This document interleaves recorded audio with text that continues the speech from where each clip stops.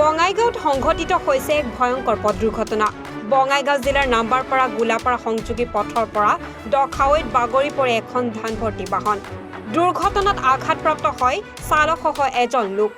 জানিব পৰা মতে বঙাইগাঁও জিলাৰ কুকিলা আৰক্ষী নিৰীক্ষণ চকীৰ অন্তৰ্গত নাম্বাৰপাৰাৰ পৰা মানা নৈৰ পাৰেৰে গোৱালপাৰালৈ গৈ থকা অৱস্থাত ধান ভৰ্তি মালবাহী বাহনখন ৰাস্তাৰ পৰা দখাৱৈত বাগৰি পৰে।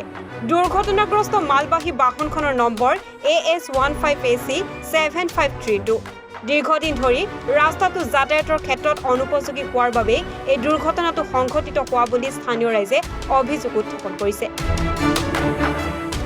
এক্সিডেণ্ট মানে যিটো ৰাস্তাৰ অৱস্থা এইটো ৰাস্তা দি এটা মালবাহী গাড়ী আহিছিল ধান লোড কৰাৰ কাৰণে।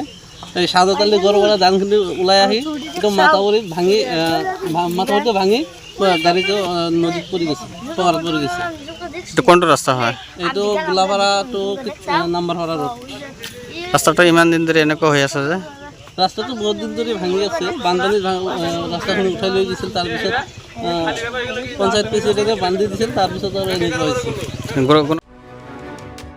মানিকপুৰৰ পৰা মুনচিৰ আলীৰ প্ৰতিবেদন, NE 24।